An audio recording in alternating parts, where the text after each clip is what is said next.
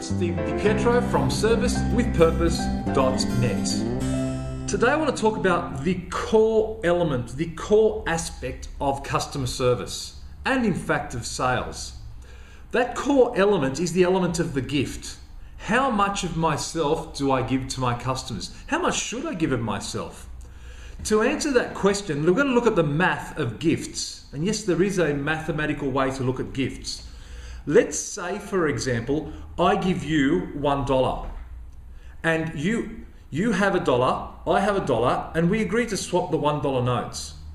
Now, not much is going to happen. We're not going to do it. I'm not going to give you $1 to get $1 back, am I? It's just not worth the effort. Now, let's say, however, that I don't have $1, but you have $1, and you need some work done. I've got time and I don't have $1. You've got $1, but you don't have time. In that case, a transaction could take place. Now, me, as I don't have the dollar, I might have been prepared to sell myself for 80 cents. And you might have been prepared, because you're getting desperate, to buy for $1.20. So you're prepared to pay $1.20. I was prepared to do the work for 80 cents. In fact, 40 cents of value was created. The 120 minus the 80. And this is a really important aspect of gifts, believe it or not. Let's say, for example, we don't do the transaction at $1, we do it at 90 cents. For whatever reason, it's not struck at $1, it's struck at 90 cents. Well, in that case, there's still no extra value created. All we've done is redistributed. The buyer got a 10-cent discount, so they in fact got 30 cents in value, and the seller only made 10 cents, but they still made some money. But we didn't make value, we didn't create value, we just redistributed it. However, what about if I value myself a little bit less, or I can get a little more productive in doing the work? Then I might say, well, I can do this for less than 80 cents.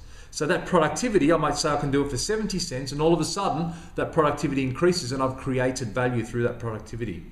Or as the buyer, I'm more desperate, I need it quicker or something else, I'm prepared to pay a higher price and I'll create value.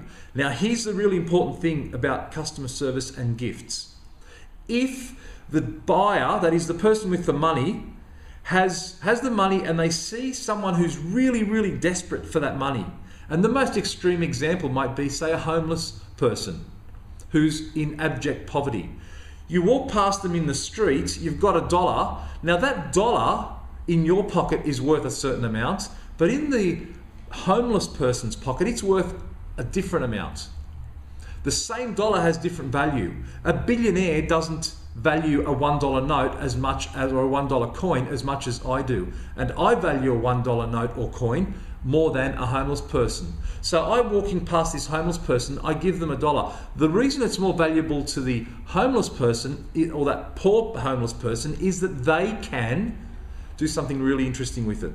They'll be prepared to eat offal. They'll be prepared to eat stale bread. They'll stretch that dollar as much as they possibly can.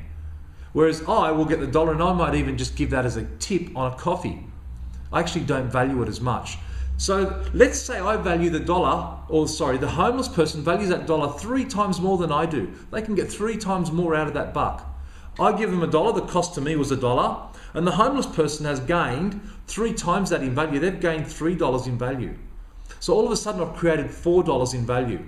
So the more desperate the buyer is the more desperate the person is to give up their time, and the more desperate the person with the money is to get something done with it, the bigger that gap and the more value that's created. So back to customer service. In a customer service environment, I am behind a counter. It costs me nothing almost to serve someone in a good, a positive and an engaging way. But to the person on the other end of the counter, that has some value.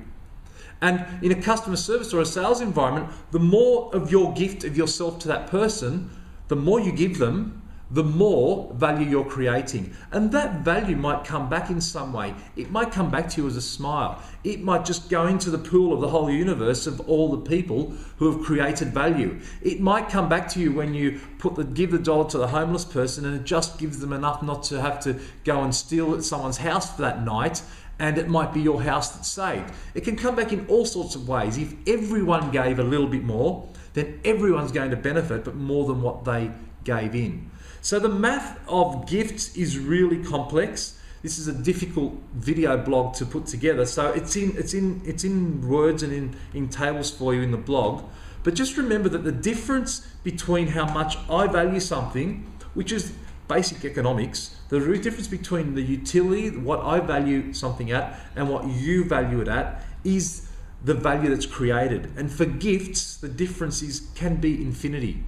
So I'd like you to have a think about how you serve your customers, and remember that it's all about service with purpose. And I'm Stephen DiPietro from servicewithpurpose.net.